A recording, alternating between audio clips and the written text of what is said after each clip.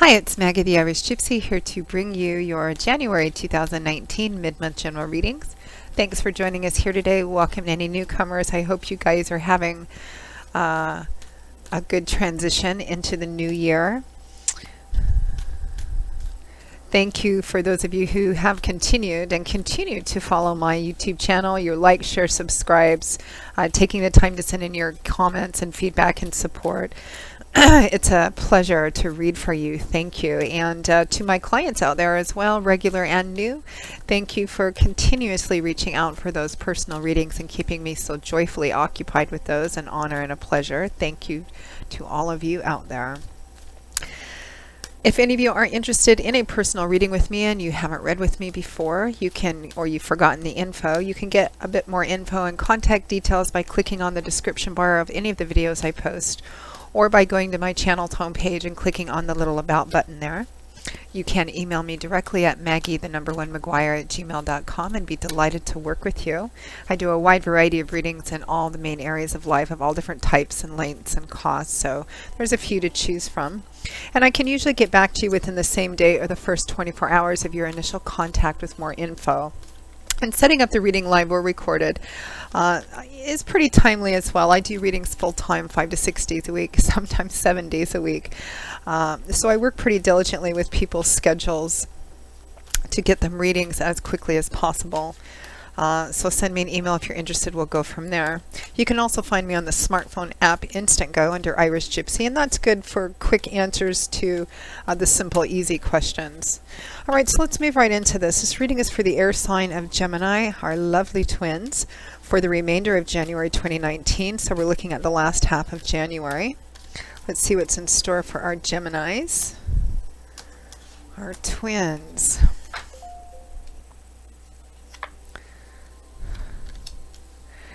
Okay, Gemini, we begin with the World, followed by the Five of Wands. We have the Nine of Pentacles, followed by the Four of Swords, and from the bottom of the deck, your overall energy and guidance is the Seven of Pentacles.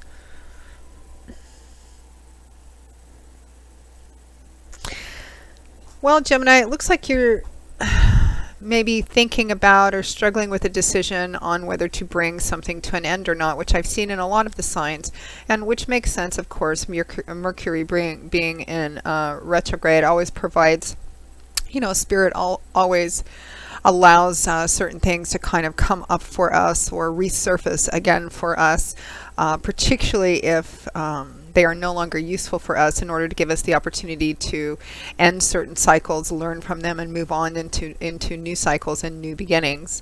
And of course, you know, transitioning out of an old year and into a new year, a lot of people tend to get quite reflective on what should I leave behind and what should I bring forward. So I've been seeing that a lot with the signs for the last month or two or so. So it looks like there's perhaps some struggle and conflict over whether to bring something to an end with the World and the Five of Wands here. The World is a card of major completions and big changes, opportunities for big changes lying just ahead of you. It's the last major arcana card in the tarot. The first major arcana card is the Fool. He has the 0 at the top of his card, and all of the cards after that are about the Fool's journey through life, our journey through life, and how we learn and change and grow and evolve. Ideally anyway, until we reach the top of you know, a particularly significant mountain, achievement, completion. It's a significant chapter of your life closing, and major, big, beautiful, positive changes lying ahead.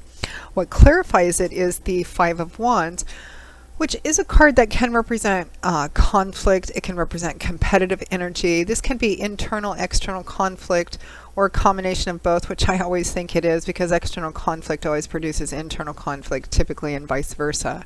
I feel like for a lot of you, this is more internal than external conflict.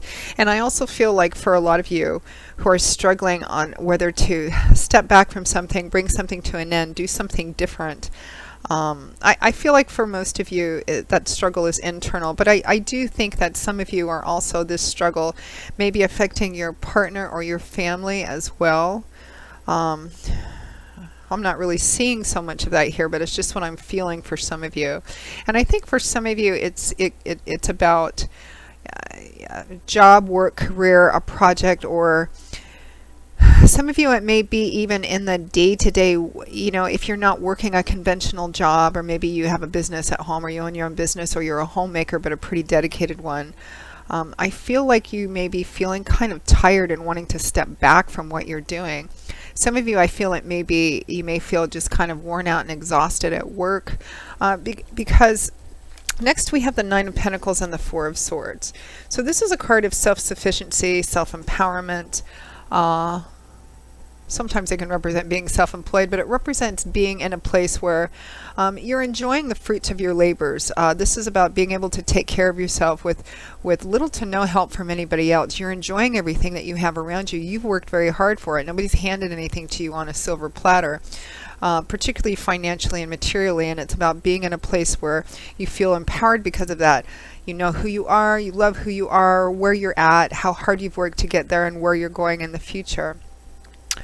And it's clarified by the Four of Swords, which typically is a card that shows up when someone's feeling pretty tired, worn out, exhausted, maybe you needed to take better care of yourself. It's a card of recovery and respite and stepping back from conflict. And the interesting thing is that whatever the challenge or work is, it's right next to a card who has a strong underlying implication of conflict, internal or external, which is what we have here. And then next to it, we have this card that represents stepping back temporarily, because this man is still girded for battle. These three swords pointing down at him represent what the struggle and the challenge is, particularly mentally, and his thoughts and ideas about it, because swords are about ideas and thoughts and belief systems and perspectives.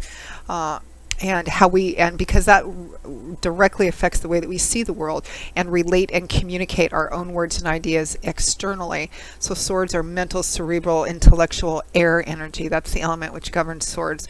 So this is about taking a step back from whatever the issue, struggle, challenge, or problem is, taking a step back to kind of rest, recoup, get a different perspective, maybe go within or seek out some other guidance and advice from a trusted friend or advisor, taking a temporary reprieve because he's still girded for battle. He's just not actively involved right now.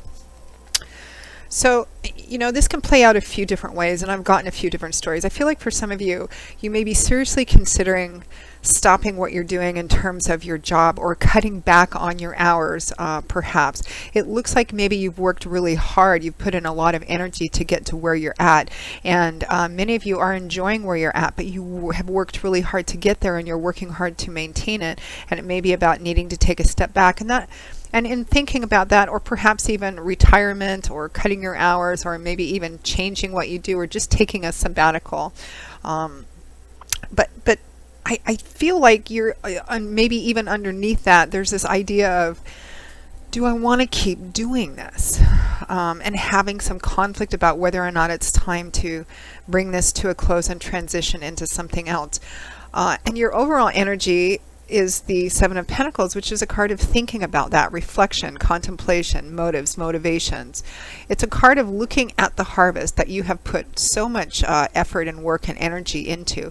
It's a good harvest. We're at the 7, tens being completion. But it may be, sometimes when the Seven of Pentacles comes up, it may represent that you've put a lot of work to get this harvest to where it's at, but perhaps you're feeling stuck. Maybe you are questioning whether or not it can reach the 10, reach full completion. Like in a job, have I hit the ceiling on this? Can I not go any further? Should I continue to invest in this harvest? Should I harvest it and leave and go somewhere else?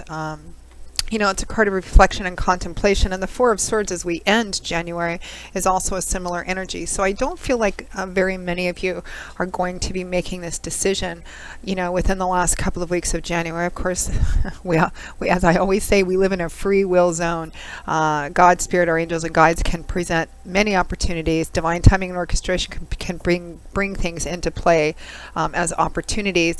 But unless and until we get stuff like the Tower of the Death card, we still have the option of free will. And even when those energies come in, which affect our lives in ways that we can't anticipate or control, we still have free will on how we choose to deal with those changes, resist and struggle and get stuck in it, or move forward.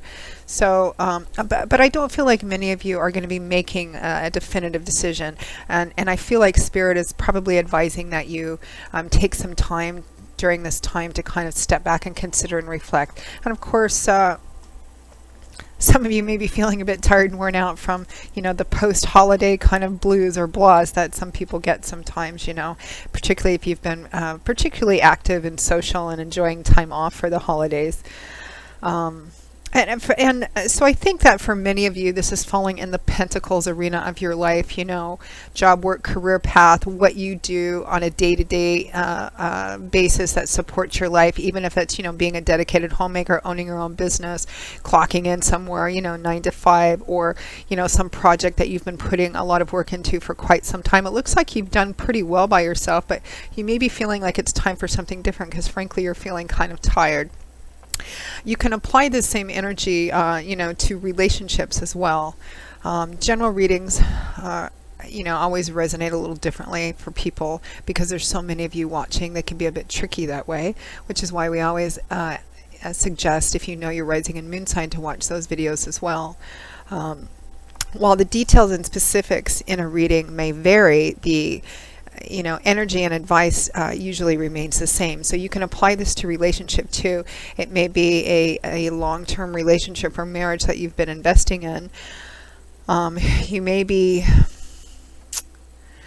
considering, whether it's time to bring it to a close or not. Maybe there's been a lot of conflict and it's causing you to kind of question the validity of continuing, on the same relationship path, or if you can change it or make changes, etc. I do feel like whether this is about the relationship or about like the money arena of your life, job, work, career, I feel like it is causing some internal conflict within you. And for some of you, I feel like you may be struggling back and forth with a mate or a partner, about whether or not to do something different.